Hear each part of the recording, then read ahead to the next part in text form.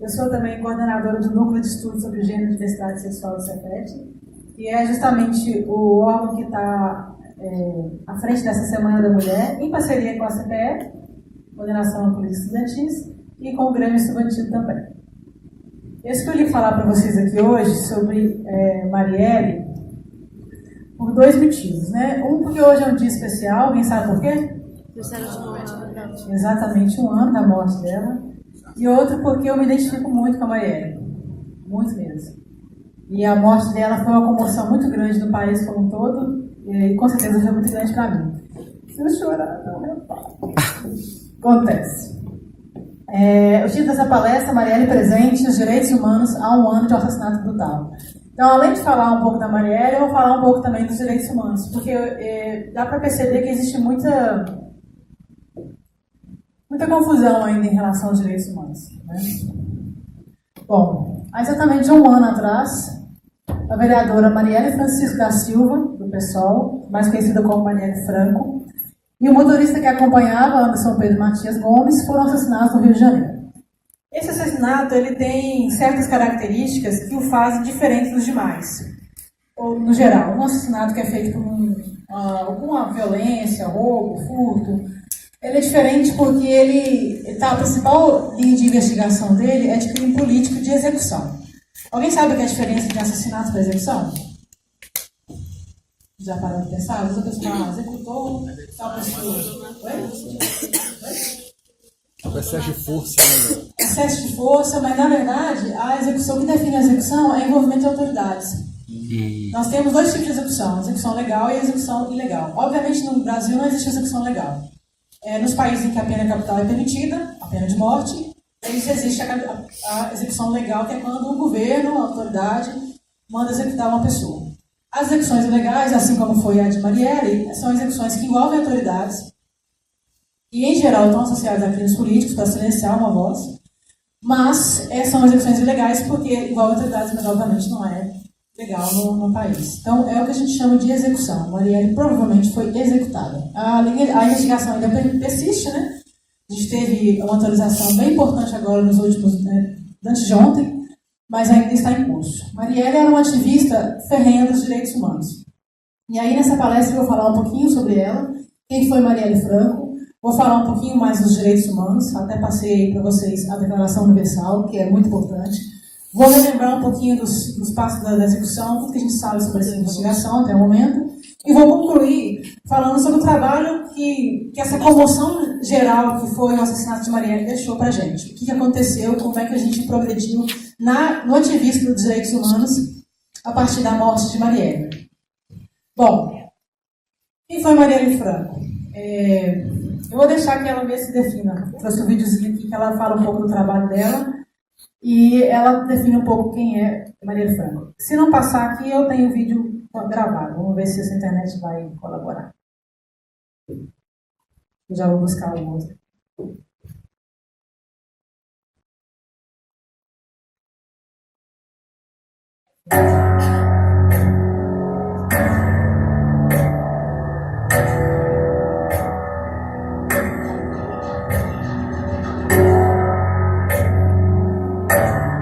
Para nós, mulheres, luta é cotidiano.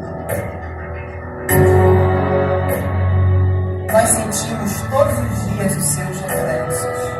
Quando levamos nossos filhos para a escola e não ganhamos. Quando temos que trabalhar e não pagamos coisas. Sentimos quando somos desrespeitadas nos transportes. Desvalorizadas no trabalho, assediadas nas ruas, violentadas em casa. E entre os becos e vielas da favela, sobreviver é a nossa maior resistência. Agora chegou a nossa vez. Vamos ocupar o nosso lugar na cidade e na política, pelo que nos é de direito. Nossa voz, muitas vezes silenciada, terá de ser ouvida. Agora é para fazer valer. Sou força que todas nós somos. Sigo e seguiremos todas juntas. Eu sou Marielle Franco. mulher, negra, mãe da favela. Eu sou o que nós somos.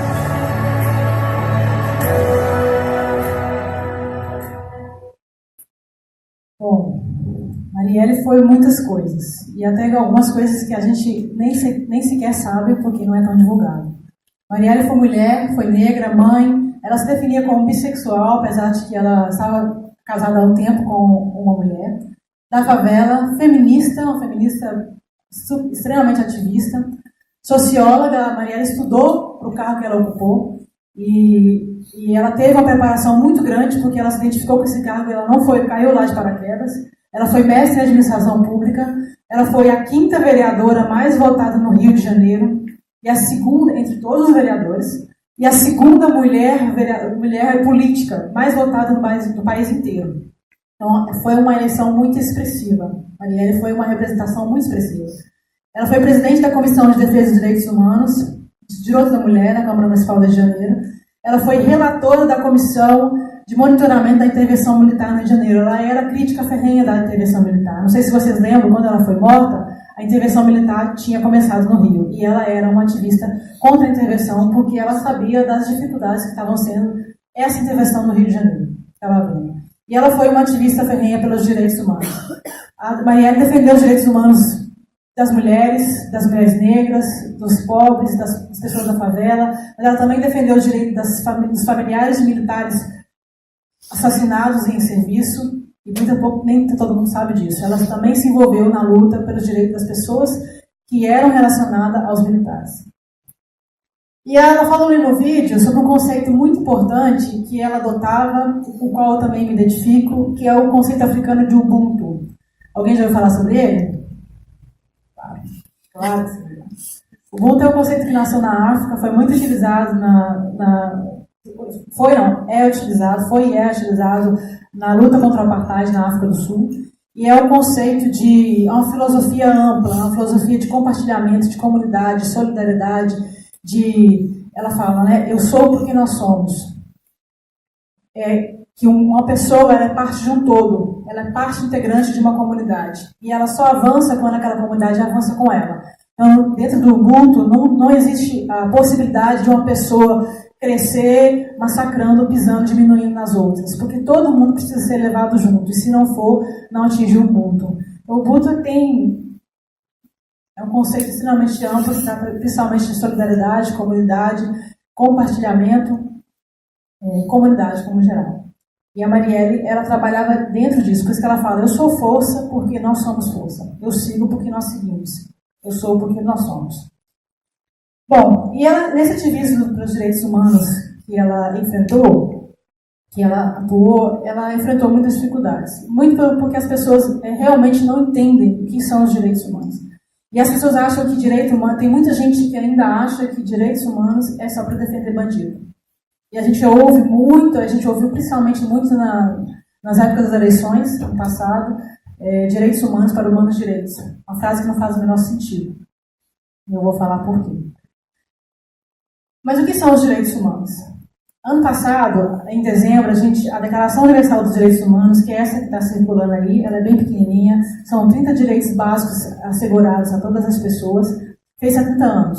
E a gente ainda luta pelos direitos humanos. 70 anos depois, a gente continua lutando pelos direitos humanos. O que são os direitos humanos?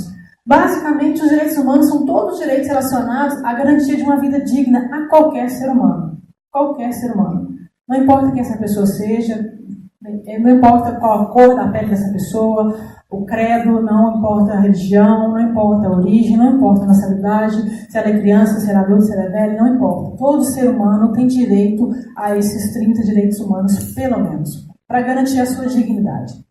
Infelizmente, o fato de a gente ter uma Declaração Universal dos Direitos Humanos ainda não garante a execução desses direitos humanos, a gente ter eles implantados na sociedade e defendidos. A gente ainda precisa lutar por eles. E ainda precisa lutar por questões muito básicas, como esse tipo de fala, né? Direitos humanos para humanos direitos, bandido bom e bandido morto.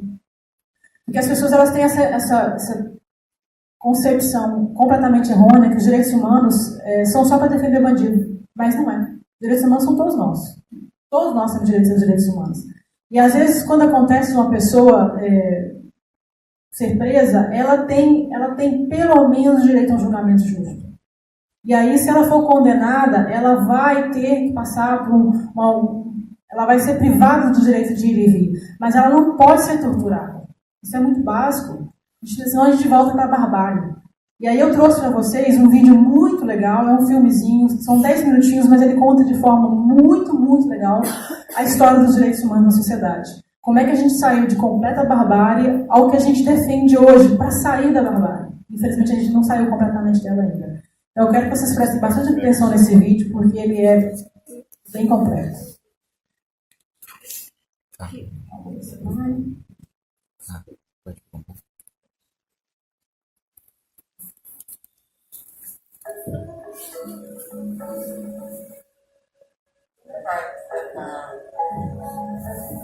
That's a good question. Right. That's exceptional. Wow. That's what it is. I don't even know how to give a definition. I would probably have to do a little bit of homework or something. Any right, I think just as a normal human, The rights that humans have. that's a very large debate. Sí, te le puedes preguntar a 20 personas y te van a dar 20 diferentes opiniones. Non saprei, no? Andare complicatissima. We just take them for granted that they're there, but we don't even consider what they are.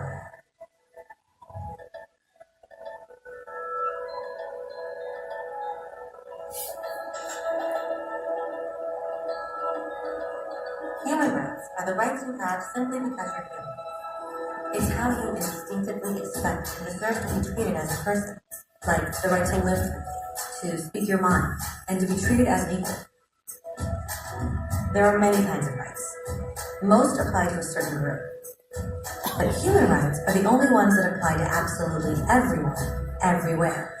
That means kids, old people, poor people, basketball players, garbage men, rappers, teachers, Africans, Indians, Albanians, Christians, Muslims, Kabbalists, atheists, your mom, your dad, your next door neighbor, and you all have the exact same human rights.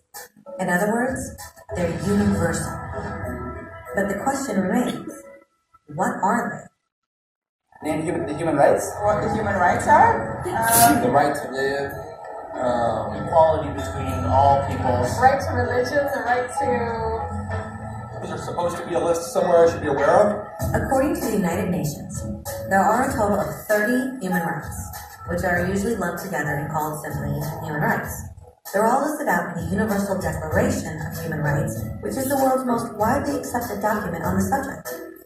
But it was a long time in coming. At first, there were no human rights. If you were in with the right crowd, you were safe. If you weren't, well, you weren't. But then a guy named Cyrus the Great decided to change all that. After conquering Babylon, he did something completely revolutionary. He announced that all slaves were free to go. He also said people had the freedom to choose their religion, no matter what crowd they were a part of. They documented his words on a clay tablet known as the Cyrus Cylinder. And just like that, human rights were born. The idea spread quickly to Greece, to India, and eventually to Rome. They noticed that people naturally followed certain laws, even if they weren't told to. They called this natural law, but it kept getting trampled on by those in power. Not until 1,000 years later in England did they finally get a king to agree that no one can overrule the rights of the people, not even a king. People's rights were finally recognized, and they were now safe from those in power. Kind of. It still took a bunch of British rebels declaring their independence before the king got the point that all men are created equal. Which isn't to say he liked the idea, but he couldn't stop it, and America was born. The French immediately followed with their own revolution for their own rights. Their list was even longer, and they insisted that these rights weren't just made up, they were natural. The Roman concept of natural law had become natural rights. Unfortunately, not everyone was so thrilled. In France, a general named Napoleon decided to overthrow the new French democracy and crown himself emperor of the world. He almost succeeded, but the countries of Europe joined forces and defeated him. human rights was again a hot topic. They drew up international agreements, broadly granting many rights across Europe, but only across Europe. The rest of the world somehow still didn't qualify. Instead, they got invaded, conquered, and consumed by Europe's massive empires. But then a young lawyer from India decided enough was enough. His name was Mahatma Gandhi, and in the face of violence, he insisted that all people of Earth had rights, not just in Europe. Eventually, even Europeans started to agree. But it wasn't going to be that easy. 2 world wars erupted. Hitler exterminated half the Jewish population at birth in horrifying Nazi death camps. All told, 90 million people died. Never had human rights been so terrifyingly close to extinction. And never had the world been more desperate for change. So the countries of Earth banded together, formed the United Nations. Their basic purpose was to reaffirm faith in fundamental human rights, in the dignity and worth of the human person. But what were human rights? Were they the proclamations of Cyrus, the natural laws of Rome, the declarations of France? Everyone seemed to have a slightly different idea of what human rights should be. But under the supervision of Eleanor Roosevelt, they finally agreed on a set of rights that applied to absolutely everyone. The Universal Declaration of Human Rights. The French concept of natural rights had finally become human rights. So, in summary, at first, only a few lucky people had any rights, until one of those guys decided, hey, other people should have some rights too, which was great, except not everyone agreed, and it only took a few thousand years of fighting and declarations and more fighting, until everyone finally agreed that human rights should apply to everyone. And they all lived happily ever after. Except for one little problem. If people have the right to food and shelter, why are 16,000 children dying of starvation every day? 1 every 5 seconds. If people have freedom of speech, why are thousands in prison for speaking their minds? If people have the right to education, why are over 1 billion adults unable to read? If slavery has truly been abolished, why are 27 million people still enslaved today? More than twice as many as in 1800. The fact is, when it was signed, the Universal Declaration of Human Rights did not have the force of law. It was optional. And despite many more documents, conventions, treaties, and laws, it's still little more than words on a page. So the question is, who will make those words a reality? I have a dream today. When Dr. King marched for racial equality, he was marching for rights that had been guaranteed by the United Nations for almost 2 decades. But still, he marched. When Nelson Mandela stood up for social justice in the 1990s, his country had already agreed to abolish sex discrimination for almost 40 years. But still, he fought. Those who fight today against torture, poverty, and discrimination are not giants or superheroes. They're people. Kids, mothers, fathers, teachers. Free-thinking individuals who refuse to be silent. Who realize that human rights are not a history lesson. They're not words on a page. They're not speeches or commercials or PR campaigns. They are the choices we make every day as human beings. They are the responsibility we all share to respect each other, to help each other, and to protect those in need. As Eleanor Roosevelt said, where, after all, do universal human rights begin? In small places close to home. So close and so small, they cannot be seen on any maps of the world. Yet they are the world of the individual person, the neighborhood he lives in, the school or college he attends, the factory, farm, or office where he works. Such are the places where every man, woman, and child seeks equal justice, equal opportunity, equal dignity, and without discrimination. Unless these rights have meaning there, they have little meaning anywhere.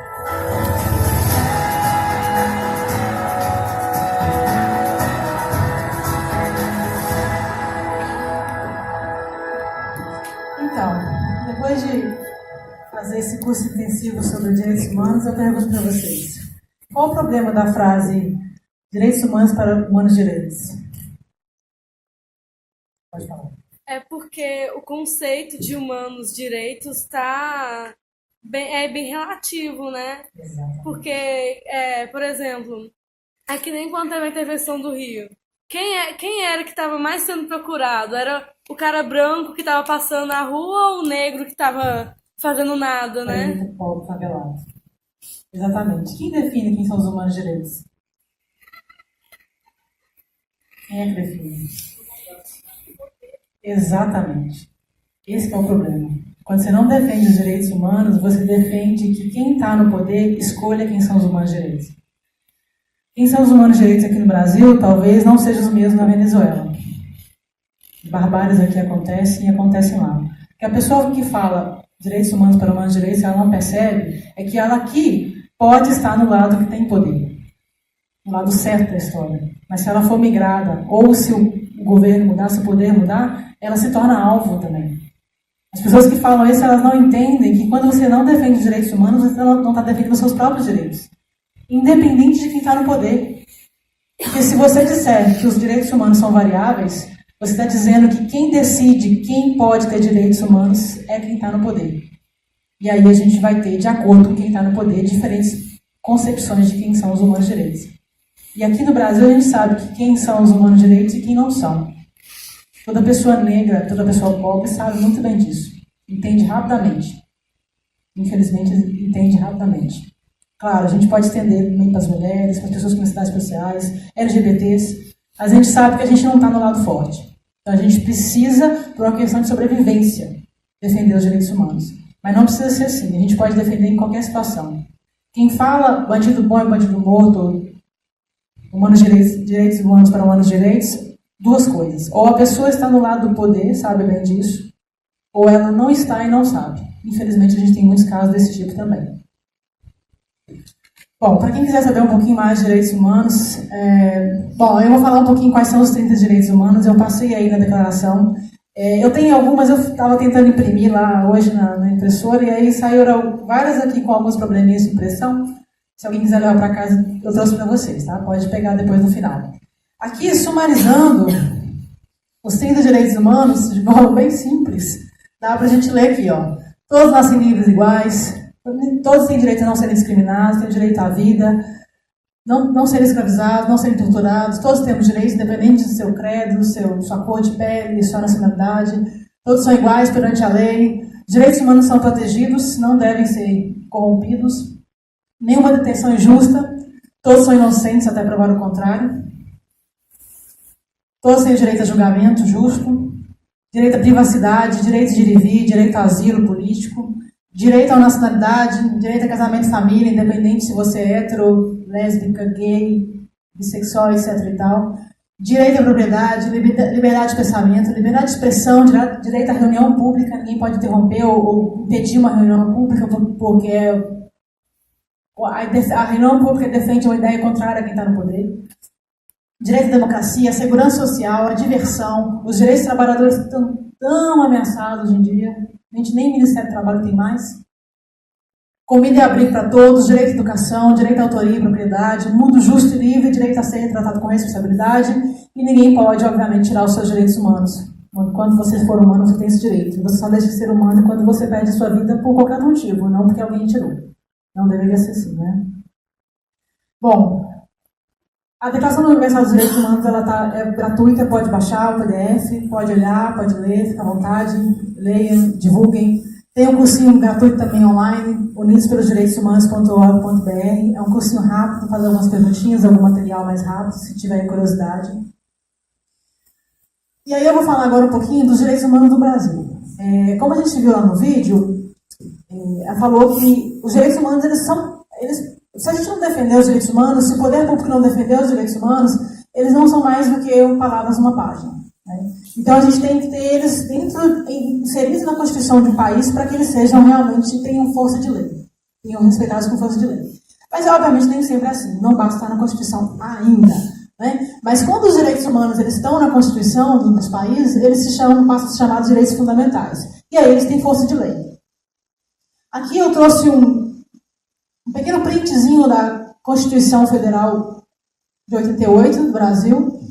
Só o artigo 5º, os direitos humanos no Brasil, eles são bastante inseridos na Constituição, principalmente no artigo 5º, título 2, capítulo 1 dos direitos e deveres do indivíduo. Deixa eu ver se eu consigo apontar aqui. Acho. Então, aqui no artigo 5º, todos são iguais perante a lei, sem distinção de qualquer natureza, garantindo-se aos brasileiros e aos estrangeiros residentes no país a inviolabilidade do direito à vida, à liberdade, à igualdade, à segurança e à propriedade, nos termos seguintes. Então, tudo isso faz parte dos direitos humanos das pessoas e aqui na Constituição se torna força de lei. Como eu falei, mesmo assim a gente ainda tem que lutar por eles. Aí eu chamo a atenção aqui, a primeira linha do artigo 5º, homens e mulheres são iguais em direitos e obrigações nos termos dessa Constituição. O que é isso? Como é que se chama isso aqui? Igualdade de gênero. Igualdade de gênero, também conhecida como? Como? Exatamente. Muito obrigada. O feminismo. Então a gente fica tentando fazer com que as pessoas entendam que o feminismo nada mais é que a luta pelos direitos iguais. E isso está na Constituição. A Constituição, meu Deus, a Constituição é feminista. Está na Constituição. E a gente ainda precisa ficar lutando por isso. Ficar explicando o óbvio. Infelizmente, a gente ainda precisa ficar explicando o óbvio. Vários outros direitos estão aqui também. Aqui, nesse exemplo, tem vários. A Constituição é muito grande, mas aqui vou dar um enfoque também. Ninguém será submetido à tortura, nem tratamento desumano ou degradante. Então, está na Constituição. É livre a manifestação de pensamentos, sendo vedado ao anonimato. É inviolável a liberdade de consciência, de crença, né? Religião, direito à religião. Qualquer um tem esse direito. Qualquer uma, não é só católica, não é só evangélica. Então, quando você fala mal ou critica a Umbanda, você está tirando o direito daquelas pessoas de exercerem o seu culto livremente. Né? Mais uma frase que costumam falar, chuta que é macumba. Isso é um desrespeito a uma cultura religiosa de uma outra pessoa. Tá? E a gente faz, às vezes, até sem perceber. Livre a expressão de atividade intelectual, artística, científica, de comunicação, independente de censura ou licença. Isso está na Constituição também. Ninguém pode impedir a gente de falar, de expressar as nossas ideias. Agora, obviamente, tem que fazer uma parêntese aqui sobre a liberdade de expressão, que às vezes é muito confundido com a liberdade de opressão. Você falar o que você pensa, você falar das suas ideias, você é livre, você tem o direito assegurado para isso. Mas isso não te dá o direito de oprimir alguém, de oprimir uma outra pessoa. Então, não é liberdade de expressão você falar com a pessoa negra, ela é inferior a você, ou criticar o cabelo. Isso é liberdade de opressão que não existe. Tá? Pegando o seu direito, que você acha que é o seu direito de expressão, e acabando com o direito de outra pessoa e ser tratada com dignidade. Bom, esses aqui são só alguns exemplos, só para dizer para vocês que a Declaração dos Direitos Humanos ela está imersa na nossa Constituição Federal. E mesmo assim a gente tem que lutar por ela. Assim como a Marielle lutou bastante. A Marielle começou a pensar sobre os direitos humanos e refletir sobre essa luta, esse ativismo pelos direitos humanos, quando estava fazendo pré-vestibular, lá na favela da Maré, onde ela nasceu e cresceu, e ela teve, para ter acesso a esse pré-vestibular, é bom que se fale, ela teve benefício da ação afirmativa, uma espécie de cota. Então ela entrou por causa disso, se ela não tivesse essa cota, ela não teria entrado, não teria essa condição de pagar esse curso. E ela entrou e fez valer todo esse benefício em favor da comunidade que ela representava. Isso ainda quando ela estava no ensino médio. Né? Ela saiu do ensino médio e foi para fazer o pré-vestibular. E ela perdeu essa amiga por vítima da bala perdida e ela começou então a ser ativista pelos direitos humanos. E ela foi reconhecida principalmente na favela, no Rio de Janeiro, pela luta em defesa dos direitos humanos das mulheres, principalmente das mulheres, da população negra, LGBT e das favelas. Como eu falei, não somente das pessoas da favela, ela também defendia as pessoas da cidade, ela defendia as mulheres brancas e negras, ela defendia as pessoas LGBT, ela defendia também as famílias de policiais. Todo mundo, ela simplesmente estava sendo ativista pelos direitos humanos de todas as pessoas. E ela desafiou veementemente a impunidade que cercava as execuções, né, execuções extrajudiciais, aí lembrando, execução, né, de jovens negros pelas forças de segurança. Então é o famoso, a pessoa entra na favela, sobe na favela e não tem lei mais, o policial vai lá e executa. Porque não concorda, aí a gente fala, a pessoa que veio aqui de fora, não, se a polícia matou, porque é bandido. Se estava na favela, ou é bandido ou é cúmplice. A gente ainda escuta isso, né? Infelizmente, a gente ainda escuta esse tipo de diálogo. É engraçado porque hoje a gente tem o assassino que foi descoberto, mora no mesmo prédio do presidente da República. Então a gente vai dizer que o presidente da República é cúmplice dessa pessoa? Né? Porque mora no mesmo condomínio? Mas a gente fala que a pessoa da favela é cúmplice dos bandidos, do tráfico. Né? E Marielle, ela foi uma crítica ferrenha a essas execuções sumárias. E olha só, um dia antes da morte de Marielle, e ela publicou isso no Twitter, mais um homicídio de um jovem que pode estar entrando na conta da PM. E entrou, viu? Matheus Melo estava saindo da igreja. Quantos mais vão precisar morrer para que essa guerra acabe? Matheus Melo foi um jovem evangélico, pastor, estava indo casar, noivo, negro da favela, não tinha passado pela polícia. A polícia parou na porta da igreja e executou. Eu tentei encontrar informações para saber se alguém tinha sido julgado por essa morte e eu não encontrei. Não encontrei. É muito provável que ficou por isso mesmo. Por que aconteceu na favela? E na favela... Aí, o que acontece, né? Marielle era essa voz para quem não tem voz, porque a favela não tinha voz. Não tem ainda. E ela era essa voz da favela. Principalmente da favela. Das mulheres, dos negros, dos LGBTs, mas principalmente da favela da Maré. Ela mesma falava que ela era cria da Maré. Bom, vou falar um pouquinho da execução de Marielle, né? Essa aí foi uma das últimas fotos que foram tiradas de Marielle. Ela estava em uma reunião justamente com mulheres negras, porque a Marielle incentivava muito a participação das mulheres na política, principalmente das mulheres negras. Porque a gente sabe muito bem que se a gente não ocupar a política, os nossos direitos não vão ser defendidos. Infelizmente, a gente sabe isso historicamente sabido. Que se a gente não ocupar, nós, mulheres, negros, pobres, favelados, LGBT, se a gente não ocupar a política, quem vai continuar definindo para a gente as leis vão ser outras pessoas que não se preocupam com a gente, não entendem nossos problemas, não entendem nossas dificuldades. E ela estava fazendo essa roda de conversa com jovens negras. E aí, na saída, o carro dela perseguiu 3 disparos de submetralhadora. Submetralhadora M18, é bom falar também que essa submetralhadora ela só é acessível pelas Forças Armadas. Raramente ela é encontrada com algum bandido, traficante. 4 tiros acertaram Marielle, 3 na cabeça e 1 no pescoço, e 3 tiros nas costas de Anderson.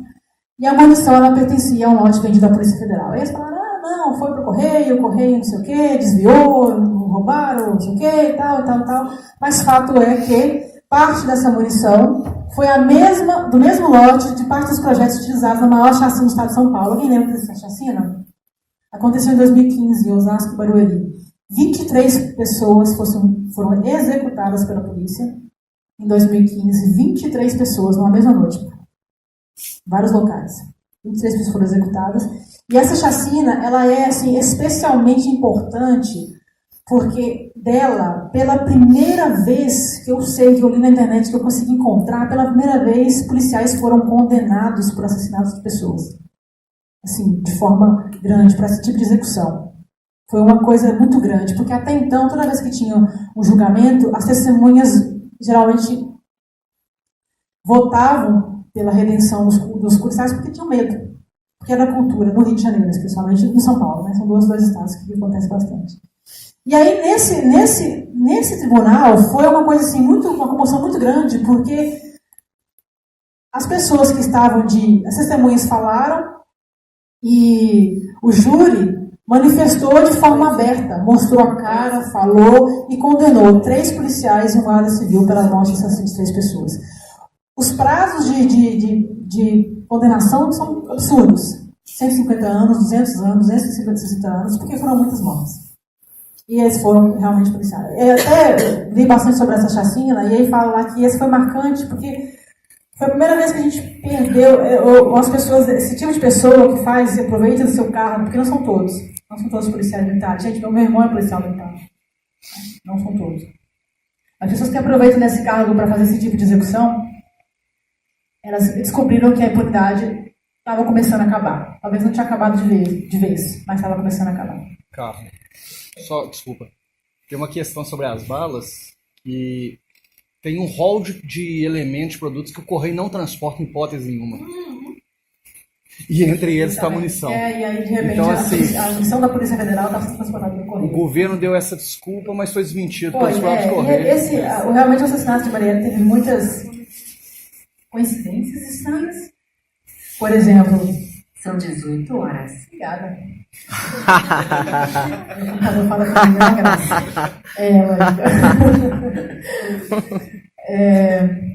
Uma coisa interessante, né? Interessante nada. Triste, as coincidências que aconteceram nesse assassinato foram várias, né? Foram várias. Eu não consegui fazer uma pesquisa profunda bastante para trazer todo, nem ia ter tempo, né? Mas uma delas, assim, as mais flagrantes foram que, assim, geralmente quando o crime ocorre, você vai lá, isola a área e se ouve as testemunhas.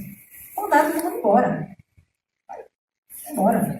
Você ouve na hora, porque aquela testemunha está lá na hora, ela viu na hora. O que você viu? Você fala. Mandaram todo mundo embora, vaza daqui. Isolaram a área e pronto. E as câmeras de segurança daquele local específico, daquele lugarzinho específico, foram desligadas 2 dias antes do assassinato. É uma série de coisinhas, né? A gente fica sempre... Claro, a gente sabe, no nosso interior, a gente sabe o que está um efeito concreto da investigação. Antes de ontem foram presos o policial militar Elcio Vieira de Queiroz. Esse nome, né, gente? E o militar reformado Rony Lessa. Então, o que parece, o Elcio estava dirigindo o carro e o militar Rony foi o que fez os disparos com a submetralhadora. E aí ele teve ainda, foi tão minuciosamente planejado que o Rony ele usou uma espécie de um pano, assim, ele pôs o braço assim, atrás do carro na hora que ele estava esperando a Marielle sair, e aí ele sabia que tinha uma câmera lá. E ele pôs o braço, mas ele pôs o braço envolto com um pano, que é uma espécie de um pano vazadinho, assim, negro, para parecer que ele era uma pessoa negra. Você vê que as coisas foram tão minuciosamente planejadas. Ou ele sabia onde é que estava a câmera, certinho, a hora que tinha que colocar o braço para fora. Naquele local não tinha a câmera ligada, estava tudo muito bem planejado. Né? E aí aconteceu. Aí a gente teve isso, e aí, assim, com a semana, a organização da Semana da Mulher, eu acabei não conseguindo acompanhar muito bem as notícias, mas eu fiquei sabendo, eu liguei hoje, assim, rapidamente, que o delegado que fez as prisões foi afastado. Vai fazer uma capacitação. Aí, meu Deus, ele tá ainda cansado. Mas peraí, aí depois, antes disso, na primeira reportagem que eu li, ele estava surpreso por ter sido afastado do carro. Aí vai o vídeo celular falar que não, é porque ele tá cansado. Trabalhou demais, ele vai passar um tempo na Itália. A gente vai. Oi, pode falar.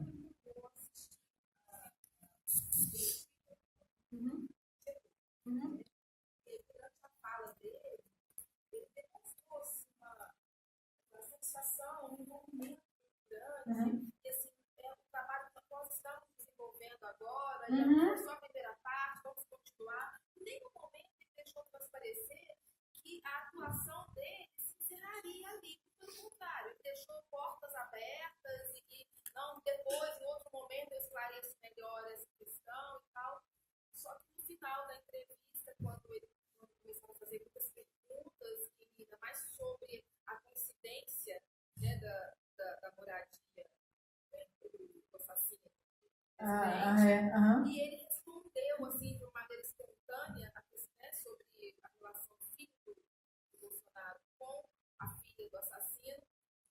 Aí virou um tumulto e tem uma cena que me chamou a atenção na hora que aconteceu. Ele ficou meio preso nas perguntas, ele tentou levantar e encerraram a entrevista. Claro. Só que ele estava respondendo aos repórteres.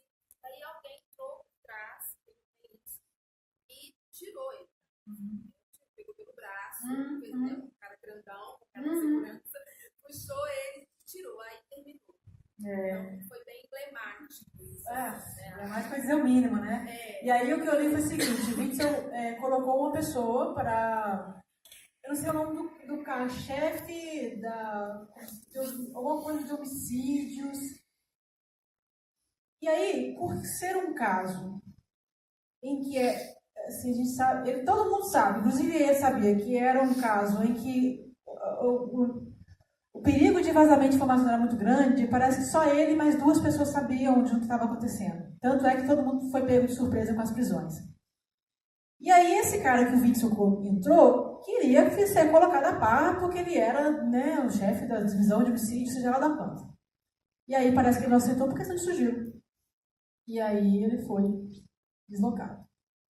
E a gente sabe muito bem que o Witzel é o cara que rasgou, estava lá durante que rasgou a placa da Marielle. Então, dizer que ele vai ser o maior dos defensores.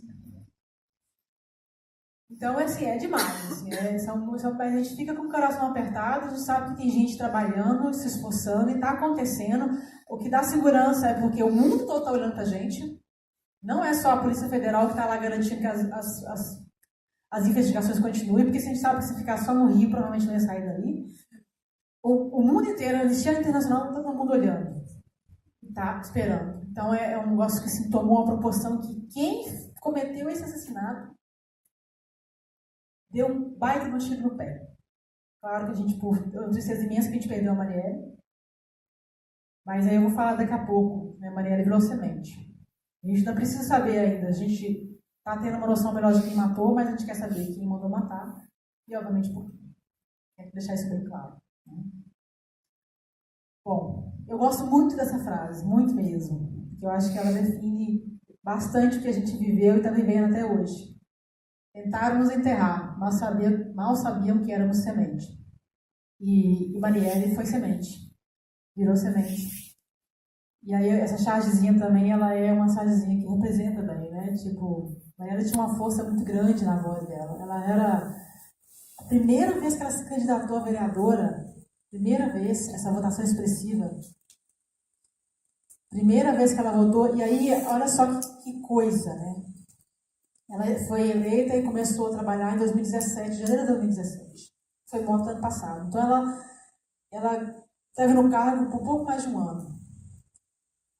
Eu estava assistindo a reportagem e, claro, tiraram o sigilo telefônico, mexendo no computador, viram que estava acessando as informações sobre Marielle, o militar reformado, Rony. E aí eles viram que tem pesquisas sobre Marielle de 5 meses antes do assassinato. Ou seja, Marielle conseguiu incomodar esse pessoal com 6, 7 meses. 6, 7 meses. Que voz é essa? Que voz é essa que fez um assassinato assim tão bem feito, tão bem estruturado, em mil detalhes, que envolveu tanto agente público? Que voz é essa que ela representava que precisava ser silenciada por essas pessoas? Ou que achavam que precisava ser silenciada? E a comoção gerada pela morte da Marielle foi tão grande em que nós, e eu me identifico junto, ativistas de direitos humanos, a gente ficou com mais garra para lutar. Mais garra para lutar pelos direitos humanos. Mais garra para falar mais alto, para brigar mais. E aí surgiram outras pessoas que embrenharam nessa luta também, porque é um crime que é contra os direitos humanos, é um crime contra a pessoa, é contra a mulher, mas é um crime contra a democracia também. Porque é uma voz que estava representando pessoas que geralmente não têm voz. Mulheres, negros, favelados, LGBTs. Por que essa voz precisava ser silenciada? O que Marielle fazia que precisava ser silenciada dessa forma? Ela simplesmente defendia o direito de todas as pessoas, a igualdade de todas as pessoas. Bom, Marielle virou semente também em dados. A gente teve pequenas melhoras que a gente precisa festejar. São poucas, mas são significativas. Porque nas eleições passadas, apesar da gente foi tudo tão conturbado, tão confuso e tão frustrante, acho que todo mundo saiu meio machucado nessas eleições, mas a gente teve vitórias. No Congresso Nacional, de 51 para 77 mulheres foram eleitas. Então era pouco, eram 10%, passou para 14%. Ainda é muito pouco. Olha só a diferença, né, de quantidade de pessoas que são. E aí tem gente que fica discutindo para que o feminismo, gente. Porque quem está decidindo para a gente são pessoas que não entendem. Não entendem o que é a dor de uma pessoa, de uma luta, de uma mulher. Em geral, não entendem. E também, nas Assembleias Gerais Municipais e Estaduais, Assembleias Gerais, a gente teve um aumento de 119 para 161, ou seja, na na Câmara de Vereadores e na Câmara de Deputados Estaduais. Aumentou de 119 para 161 mulheres eleitas na última eleição, de 1.059. Então, pouco mais de 11%, passou por mais ou menos 14, 15% também. Então, como falei, foram pequenas vitórias. Pequeninas, mas devem ser festejadas. E Marielle virou semente também na ocupação da mulher negra na política. Ela estimulou e incentivou várias pessoas a entrarem. A gente tem Leci Brandão, está no segundo mandato, mas a gente tem Aura Coralina, que foi de vereadora para deputada federal, uma votação extremamente expressiva em Minas Gerais. Aqui nós temos 3 mulheres que foram assessoras de Marielle. Todas 3 viraram semente, elas mesmas chamam de cria de Marielle. Mônica Francisco, Renata Souza e Dani Monteiro. Todas elas trabalharam com Marielle. Mônica, inclusive, foi chefe de gabinete de Marielle. E várias outras. Nós temos 2 mulheres transexuais. Érica Malunguinho, por exemplo. Essa aqui tem um nome maravilhoso. Beyoncé Lima. Beyoncé Lima. Ela é deputada estadual transgênero de Pernambuco, a primeira também. Érica Malunguinha foi a primeira deputada estadual transgênero de São Paulo. Tem a Thalila Pretoni, deputada federal do Rio de Janeiro também. Então, nós somos vários. E aí a gente vê que, apesar da comoção muito grande, a gente conseguiu transformar a luta em luta. Para a gente lutar ainda mais fortemente pelos direitos humanos.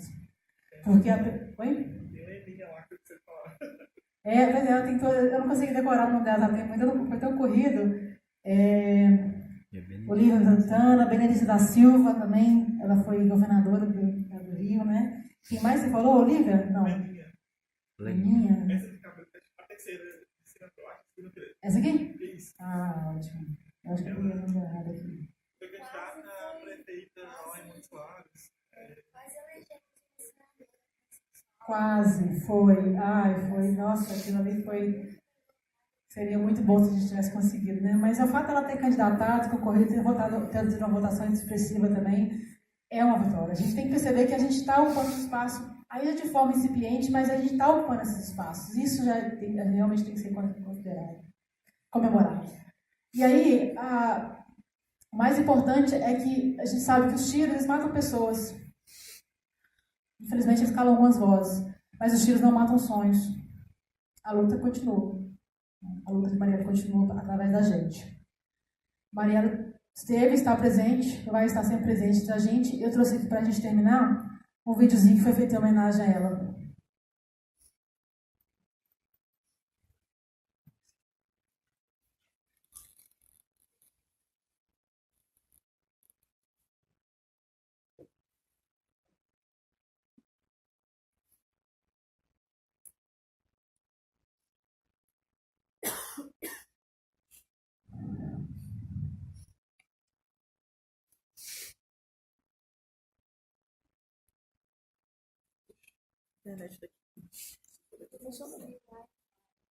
Só para terminar, né? Vai ou não vai? Você vai ou não vai?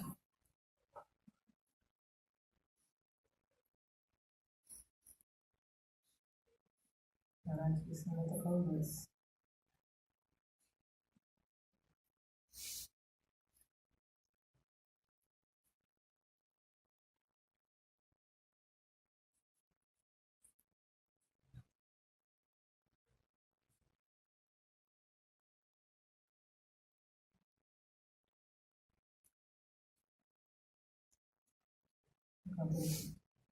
Hoje eu saí do banho e ela viu a janela uma chuva, veio a TV queimada, mal sabia chorar. Rio de Janeiro, chorar. Mais uma mulher assassinada. Não apenas uma mulher, mais uma militante. Marielle move e moverá. Hoje sua voz ecoa ainda mais alto enquanto diz. Executada sem repente, não mais repetidas, foram 4 tiros. Gente, parem de matar a gente. Esse assunto é urgente, Marielle.